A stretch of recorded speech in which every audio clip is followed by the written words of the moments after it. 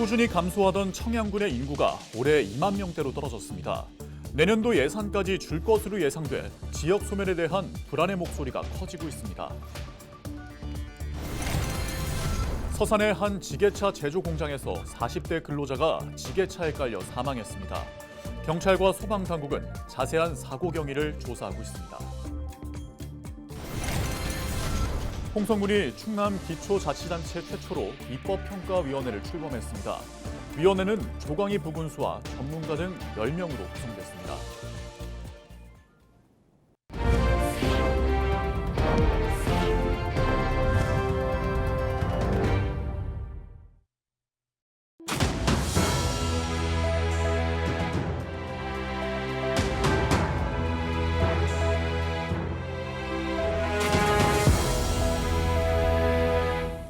시청자 여러분 안녕하십니까? 헬로티비 충남 뉴스입니다. 꾸준히 감소하던 청양군 인구가 올해 결국 2만 명대로 떨어졌습니다. 엎친 데 덮친 격으로 내년도 예산까지 줄어 인구 유입을 위한 지역 수건 사업에도 타격을 입을 전망입니다. 이미정 기자입니다. 지난달 기준 청양군 인구는 2만 9천여 명, 20년 가까이 인구 3만 명대를 유지하던 청양군. 하지만 지난 4월 2만 9천 명대로 떨어졌습니다. 출생아는 줄고 사망자는 늘면서 청양군 인구가 내리막길을 걷고 있습니다. 작년도에 우리가 태어나게 67명, 돌아가시면 503명이에요. 자연히 감소 이래면 한 500명 막 이렇게 되는데 이제 우리가 65세 이상 고령화율이 40% 때문에 그 감소 추이는 더 클 거로 보고 있거든요. 이러한 가운데 청양군의 내년 예산 규모가 줄어들 전망입니다. 정부의 긴축 재정 기조로 내년 지방교부세가 감소될 것으로 예상되기 때문입니다. 2년 연속 발생한 세수 결함으로 인한 결손액 정산으로 전년보다 지방교부세는 줄어들 것으로 예상하고 있습니다.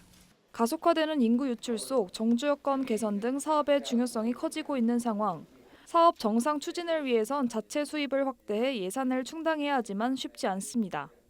우리 군의 세입 여건은 지방세, 세수입 등 자체 수입원이 525억 원 규모로 아직 증가 요인이 미미하여 증대에 한계가 있는 상황입니다. 때문에 청양군 대형 사업에 제동이 걸렸습니다.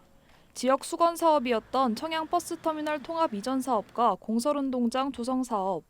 지난해 주민 공청회 등을 열며 사업이 속도를 내는가 싶었는데 점점 보류됐습니다. 70-80% 우리 군민들이 다 찬성을 했던 거거든요. 근데 갑자기 이제 교부세가 줄어서 예산이 없으니까 그래서 그거는 지금 일단 보류. 인구 마중물 역할을 기대했던 다양한 사업에 차질이 생긴 상황. 지역 소멸 속도가 가속화되진 않을까 우려의 목소리가 나오고 있습니다. 시급한 사업들이 많은데 지역에 들어갈 돈이 계속해서 줄어들기 때문에 추진이 되지 않고 있고 이게 지금 계속 심각해지는 인구 감소가 더욱더 오히려 심해지지 않을까. 청양군은 공공임대주택 조성 사업은 차질 없이 진행해 인구 유입에 나설 계획이라고 밝혔습니다. 하지만 현재 진행 중인 일반 산업단지 조성 사업의 보상이 늦어지면서 기업 유치도 언제가 될지 모르는 상황. 정주 여건 개선만으로 인구 유출을 막을 수 있을지 미지수입니다. 헬로티비 뉴스 이미정입니다. 서산에서 40대 근로자 A씨가 지게차에 깔려 사망했습니다. 지난 28일 오후 5시 40분쯤 서산시 음암면의 한 지게차 제조 공장에서 A씨가 지게차에 깔리는 사고가 발생했습니다. 동료 직원들의 신고를 받고 소방당국이 출동했지만 A씨는 그 자리에서 숨진 것으로 알려졌습니다. 경찰과 소방당국은 A씨가 지게차를 시험 운전하던 중 변을 당한 것으로 보고 공장 관계자 등을 상대로 정확한 자세한 경위를 조사하고 있습니다. 홍성군이 지난 26일 충남 기초자치단체 최초로 입법평가위원회를 출범했다고 29일 밝혔습니다. 위원회는 조례의 시행 효과와 입법 목적 달성 여부 등을 체계적으로 분석하고 개선 방안을 제시하는 전문기구입니다. 위원장은 조광희 부군수가 맡으며 군의원과 변호사, 입법 전문가 등 전문가 10명이 위원으로 참여합니다. 위원회는 530여 개의 전체 조례 중 171건을 평가 대상으로 선정하고 1차적으로 73개의 조례를 집중 검토했습니다.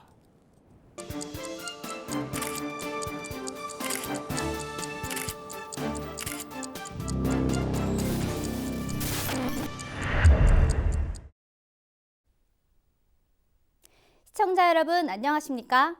주민 여러분의 교통 안전을 책임지고 있는 충남경찰청 강윤혜 경장입니다. 사고 현장이 담긴 블랙박스 영상을 통해 교통 안전 수칙을 점검해보고 있는데요. 오늘의 첫 번째 영상부터 만나보겠습니다. 지난 2020년 8월 보령의 한 교차로를 비추는 CCTV 화면입니다. 1차로를 주행하던 차량이 갑자기 우회전하는 순간 2차로에서 직진하던 오토바이와 충돌하는 사고가 발생하는데요. 교차로에서 우회전을 하려는 경우 미리 도로의 우측 가장자리를 서행하면서 우회전해야 합니다. 교차로 통행 방법을 잘 지켜 안전운전 하시길 바랍니다.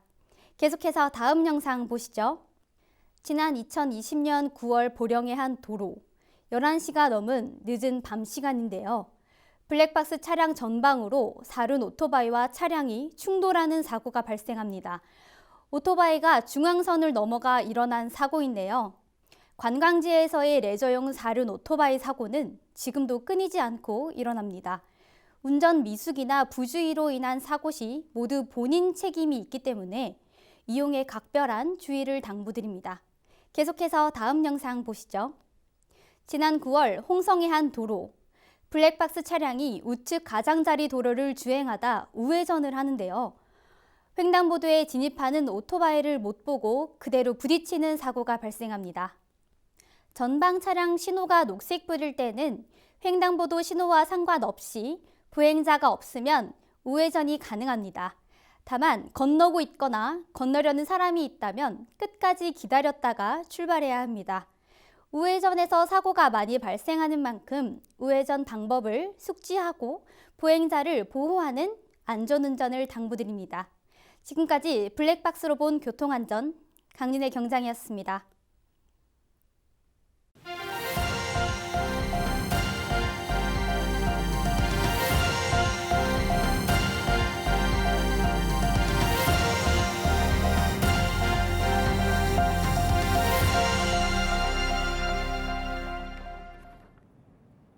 아산의 한 돈사에서 화재가 발생해 1시간 40분 만에 꺼졌습니다.